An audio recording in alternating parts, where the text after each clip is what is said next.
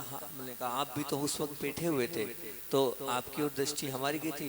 बोले हमें तो पता ही नहीं था कब लाइट जली और कब लाइट बंद हुई। मैंने कहा इतनी ठंड में आपने अपने आप को कैसे साथ रखा था? तो बोले कुछ नहीं, पहले देखा थोड़ी ठंड लग रही है तो थोड़ी ठंड लग रही है, तो पूज्य गुरुदेव ने जो टेबलेट्स दी थी उन टेबलेट्स को चूस रहा था और आनंद ले रहा था। मैंने कहा टेबलेट्स अच्छा श्री रात में कुछ खाते भी हैं क्या? इनके पास तो पीछे और कमेंट डाले, हम समझ नहीं पाए। मैंने टेबलेट्स अच्छा श्री, बोले हाँ समय सार की टेबलेट्स को चूस रहा था। और जो आचार्य ज्ञान सागर जी ने गाथा याद करी है, बोले आज तो बड़ा आनंद आ गया, पूरा समय सार लगा लिया। बोले बैठ गया था 10:30 बजे से और अभी उठ रहा हूँ, तो बोले पूरे समय सार की एक गाथाओं पर चिंतन करा, पता नहीं चला रात कहाँ चली गई। उन्होंने पूरी रात समय सार में निकाल दी और हमने पूरी रात शरीर में निकाल दी। ये थे आचार्य भगवान। तब तो पूरी दुनिया आगे पीछे घूमती थी, मौके मिलते थे उनको पुण्य के कर्म की निर्जरा की विशुद्धि बढ़ाने के लिए, तो छोड़ते नहीं थे और उन मौकों को पकड़ लेते थे और अपनी विशुद्धि को बढ़ा लेते थे। और हम उसी स्थान पर क्या कर लेते हैं, आद्रोत परिणाम कर लेते हैं। पूज्य ज्ञान सागर जी महाराज जी की उन्होंने बात बोली, बोले मैंने तो बस उस समय सार को अपने आप में उतारने का प्रयास किया। बोले एक गाथा में तो 1 घंटा लग गया। बोले एक गाथा में तो 1 घंटा लग गया। मैंने कौन सी वाली गाथा? बोले वो प्रवचन सार की गाथा थी, समय सार की नहीं थी। मैंने कहा कौन सी गाथा थी? तो पूज्य गुरुदेव ने वो गाथा सुनाई, सम सत्तु बद्ध बग्गो सम सुट्टो दुख सिंधुमो सम लोट किंचनुत्तो पुण्य जीवित वर्णे श्रवणो समय। मतलब क्या गाथा थी? बोले श्रवण कौन होता है? मैंने उस गाथा पर विचार प्रारंभ किया।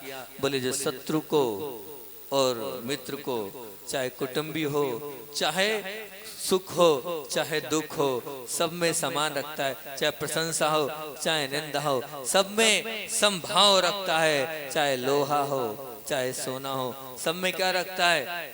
समता भाव धारण करता है। तो बस मुझे समता भाव धारण करना ही था, चाहे जीवन हो चाहे मरण हो, मुझे समता भाव धारण करना था। और मुझे तो एक बात पूज्य ज्ञान सागर जी की याद आ गई और उस बात को भी मैंने बहुत अच्छे से चिंतन किया, मंथन किया। उनका अच्छा क्या याद आई?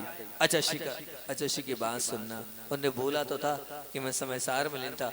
अच्छा ने बहुत अच्छी बात ये बोली, बोले ज्ञान सागर जी महाराज जी ने प्रवचन सार का अध्ययन कराते कराते ये गाथा पढ़ाई थी और इस गाथा में बहुत अच्छी बात ये बताई थी कि ठंड में ठंड पड़ेगी पड़ेगी। अब आप उसको बार बार ठंड लग रही करके आप कर्म बांध लोगे। गर्मी में लू चलेगी चलेगी, आपकी ताकत नहीं है कि आप लू रोक सको, आपकी ताकत नहीं कि आप बरसात रोक सको। अब बरसात में वर्षा होगी, ठंड में ठंड लगेगी लगेगी और गर्मी में गर्मी लगेगी लगेगी।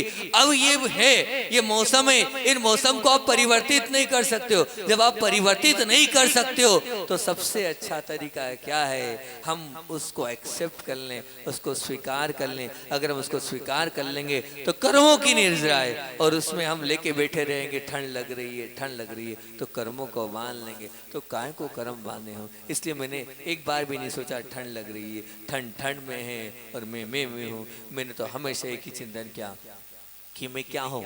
मैं तो आत्मा हूँ, मैं शरीर नहीं हूँ और आत्मा को ठंड लगती ही नहीं है। तो बस मेरा विचार ही नहीं गया ठंड की ओर, इसीलिए जो है बस मैं बैठा रहा और बैठे ही बैठे पूरी रात निकल गई।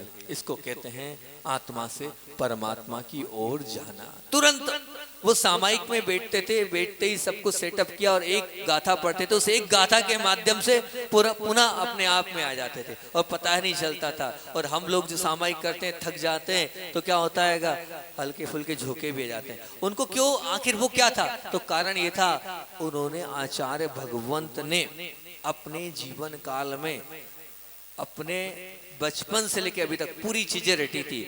आप लोग भी चाहते हो ना आचार्य भगवान जैसा बनना? बोलो चाहते हो? कोई भी नहीं बोल रहा चाहते हैं। तो आप लोग चाहते हो तो सुनो, आचार्य भगवान को बचपन से तत्वान सूत्र याद था। अब आचार्य श्री को बचपन से भगवान के 1008 नाम याद थे। आचार्य भगवान को 6 डाला याद थी। ये बचपन में याद थी। आचार्य श्री को भक्तामर याद था, बचपन में याद करके सुना दिया था उन्होंने। आचार्य श्री जी ने अपने माता पिता को, उनके पिताजी ने कहा था कि जो तत्वार्थ सूत्र को याद करेगा इतने पैसे मिलेंगे। ऐसे तो माता पिता थे जो आपकी शैक्षणिक मरनी धार्मिक प्रवृत्ति पर वो क्या देते थे, आप उसको गिफ्ट बोल सकते हैं, वो गिफ्ट देते थे। तो उन्होंने बचपन में तत्वार्थ सूत्र है, सहस्रनाम है, भक्तामर है, 6 डाला है, इनको रटा था। और मुनि और ब्रह्मचर्य अवस्था में उन्होंने समय सार को रटा था, प्रवचन सार उनको याद था, इष्टोपदेश याद था, रत्नकर्ण सावकाचार याद था, ये सब याद था। जब जब भी उनको बोले, मुझे जब जब भी ऐसा लगता है मैं कुछ मन मेरा अपसेट हो रहा है, मन में कुछ विकल्प हो रहा है, मैं इष्टोपदेश को लेके बैठ जाता हूँ और इष्टोपदेश की कारिकाओं को आत्मसात करता हूँ, उसमें लग जाता हूँ तो समय ही पता नहीं चलता है, तो अपने आप विशुद्धि विवृत्ति और आत्मा में लग जाता हूँ। रत्नकर्ण सावकाचार को ले लेता हूँ, तत्वार्थ सूत्र को ले लेता हूँ। ये पूज्य गुरुदेव ने कभी पुस्तक उठा के नहीं देखी और रात रात भर तक चिंतन किया। और सुबह आने के बाद हम लोगों को ऐसा चिंतन देते थे, हम आश्चर्य करते थे, गुरुदेव ये क्या है, आप बिना पुस्तक के 2-2 3-3 घंटा बोल लेते हो। बोले भैया 8 घंटे रात में रसोई बनाई है, जब 1 घंटा बोल पा रहा हूं, तुमने तो बोल दिया कैसे। हम बोलते एक कुछ नहीं, आप हम तो लिख के देख के सब बोलते हैं, आप क्या कर लेते हो। बोले 7-8 घंटा बड़ी बड़ी रात होती है। और हम जब संघ में थे तो संघ में होता ये था कि ठंड है और ठंड में भक्ति के बाद हम लोग प्रातः काल पूज्य गुरुदेव के पास भक्ति के बाद 1-1 घंटे हमारी क्लास लगती थी। कोई पुस्तक नहीं, कुछ नहीं, एक छोटे से कमरे में पूरा संघ आ जाता था, छोटा सा कमरा, कारण ठंड बहुत, बाहर निकलना कहाँ है, सो जा नहीं सकते, कुछ नहीं है। पैक किया और सब लोग आ गए। अब सब लोग आ गए और अब सब लोग आए तो आचार्य श्री बोलते थे, हाँ मैंने नाश्ता तैयार किया है, आ जाओ, सबको परोसता हूँ। और फिर अपना वो चिंतन देते थे, उस चिंतन को नॉन स्टॉप 1 घंटा 1.5 घंटा कभी कभी 2 घंटा बोलते थे बिना किसी सहारे के। तो फिर हम पूछते थे तो यही कहते थे कि रात को क्या किया, यही तो किया मैंने, रात भर बनाते रहा और सुबह परोस दिया। तो ये सुबह परोस दिया। तो ये निश्चित रूप से जो चिंतक होते हैं, जो आत्मा में लीन होते हैं, जो अंदर उतरते हैं, वही ऐसे 2 घंटे तक बोल सकते हैं। बाकी और ऐसा नहीं कि बिना हाथ पैर के बोले जा रहे हैं, और ऐसा नहीं कि रुक जाओ बस बहुत हो गया। वहां तो ये होता था वंस मोर, और सुना दो गुरुदेव, बहुत अच्छा लग रहा है, बहुत अच्छा विषय आप बता रहे हो। ऐसे ऐसे विषय पूज्य गुरुदेव आगम की गुत्थियों को सामने रखते थे तो ऐसा लगता था कि सचमुच में ये तो गंधर की वाणी खिल रही है। ये क्या खिल रही है, गंधर की वाणी खिल रही है। ऐसा पूज्य गुरुदेव उद्बोधन देते थे आपको। विदिशा, आपके पास में विदिशा है, और विदिशा में एक बार की बात है कि उस समय विद्युत संगोष्ठी हुई, और उस विद्युत संगोष्ठी में पूरे विद्वानों को बुलाया गया। उस विद्वानों को बुलाने के बाद पूज्य गुरुदेव ने वहां अपना वक्तव्य प्रारंभ किया। तो उस वक्तव्य में लगभग 2 घंटे तक का वो वक्तव्य रहा। और उस वक्तव्य में लगभग मेरे ख्याल से मैंने पूरी कोट करी थी, अच्छे से याद है, अगर किसी ने कुछ सुना हो नहीं तो सुन लेना उस कैसेट को पूज्य गुरुदेव की। उस 2 घंटे के वक्त में 15 कारिकाओं को इस प्रकार से प्रस्तुत किया पूज्य गुरुदेव ने, कहीं रत्नकर्ण सावकाचार की, पंचास्तिकाय की, समय सार की, कहीं नियम सार की, कहीं अष्टपाहुड़ की। तो इस प्रकार से 15 से 17 गाथाओं को, कारिकाओं को गुरुदेव ने प्रस्तुत किया। पूरे विद्वान लोग दंग रह गए कि क्या बोल रहे हैं गुरु जी, कहाँ से क्या उठा रहे हैं, कहाँ से क्या बोल रहे हैं। और सब बोला, और बोलने के बाद मैं पूज्य गुरुदेव के पास पहुंचा, आचार्य श्री जी आपका क्या है, आपने ऐसा वहां बोला, पूरे विद्वान लोग बैठे रहे। तो बोले बस एक बात ध्यान रखना दुर्लभ, मुझे आज भी वो लाइन याद है, बोले एक बात ध्यान रखना दुर्लभ, अंत समय में कुछ काम नहीं आने वाला है, आंखों से दिखना बंद हो जाएगा और हम बोल भी नहीं पाएंगे और हम सुन भी नहीं पाएंगे।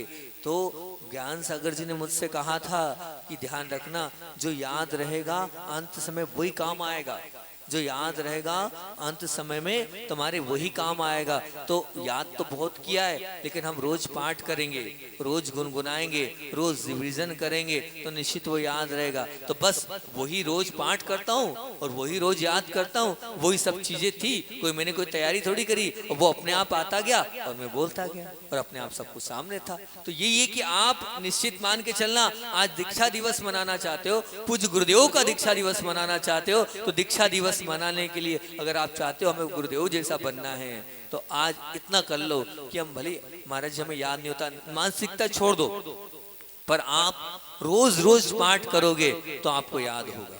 पूज्य गुरुदेव की इष्टोपदेश की कारिकाएं ऐसी थी जो आत्मा में होता। हम नहीं इष्टोपदेश याद कर सकते हैं, आप 6 डाला याद कर लो, और नहीं कर सकते हैं तो पूज्य गुरुदेव का जिसपे बहुत श्रद्धान था वो है 12 भावना। कम से कम आपको 12 भावनाएं याद होनी चाहिए। जब मैं गुरुदेव के पास पहुंचा था और गुरुदेव से व्रत मांगने गया था और गुरुदेव ने कहा नहीं भैया घर परिवार वालों को लाओ तब व्रत दूंगा, और फिर जब नहीं दिया और जब मैं आने लगा तो पूज्य गुरुदेव ने मुझसे कहा था कि दुर्लभ सागर, तब तो मैं दुर्लभ था ही नहीं, तभी कैसे बोलूंगा दुर्लभ सागर, है ना। तब उन्होंने कहा था कि भैया आपको उस स्थान पे जाना है जहां आप रह रहे हो, और आप कह रहे हो कि वहां पर सब महिलाओं का संपर्क होता है, दुकान पर बैठना पड़ता है, अपने वैराग्य को दृढ़ रखना है, तो 12 भावनाओं का पाठ प्रतिदिन करना। वो दीने आज 28 साल हो गए, आज तक 12 भावनाओं का पाठ, भले ही नींद आती रहती है तब भी उस 12 भावना का पाठ प्रतिदिन चलता ही चलता है। इसी उद्देश्य से हमारे संतान सागर ने भैयावृत्ति कर दी और एक गाड़ी भिजवा दी। महाराज जी आप यूं भी कथा होगी आपके साथ आगे आगे, एक गाड़ी उनने वहां से टीकमगढ़ से भिजवा दी हमारे लिए कि सहस्रनाम का पाठ भी होगा, वैराग्य भावना, 12 भावना, 6 डाला, सब चलती जाएगी आगे आगे आपकी। तो वही कह रहा हूँ, वो दिन है और आज का दिन है 12 भावना। तो अगर आप लोग वास्तविकता में आचार्य श्री जी को मानते हो, स्वीकार करते हो, तो 12 भावनाओं का पाठ आपको याद करना है। तो आज का दीक्षा दिवस मनाना सार्थक हो जाएगा। आप पूज्य गुरुदेव 12 भावनाओं को बहुत ज्यादा स्वीकार करते थे, तो उस 12 भावनाओं को प्रतिदिन पाठ कर लेना। ये 12 भावनाएं क्या है, विचार करना क्या है, किसको कहते हैं 12 भावना, क्या कहलाती 12 भावना, होगा क्या 12 भावनाओं को करने से। तो 12 भावना का तात्पर्य समझना, क्या कहलाती 12 भावना। इतनी सी बात बोल रहा हूँ, मैं पूछना चाहता हूँ क्या कहलाती 12 भावना, बोलो ये पीछे। नहीं 12 भावना होता क्या, क्यों पढ़ना, बोलो। ये नहीं दिख रही है, क्यों पढ़ते बताओ, 12 भावना है किस लिए पढ़ी जाती, बोलो। कारण क्या है 12 भावना, आचार्य श्री ने क्यों मुझसे बोला और क्यों पढ़ते हैं 12 भावना, कोई को बात पता है, कुरवई वालों बोलो क्या कारण है, कोई एकाध स्वाध्यायशील है। 12 भावना पढ़ तो रहे हो, राजा राणा छत्रपति पढ़ तो रहे हो, आप कहां गए वो राम और लक्ष्मण जिन रावण हमारा पढ़ते रहो, लेकिन क्यों पढ़ रहे हो नहीं मालूम। नहीं भैया ये है ही नहीं उसका अर्थ जो आप कि आपको वैराग्य हो जाए, आपको ये हो जाए, आपका मन लग जाए, नहीं। अब सुन लो आचार्य श्री जी ने क्या बताया था, किस लिए वैराग्य भावना पढ़नी चाहिए। अगर मेरी इस बात को ध्यान से सुन लोगे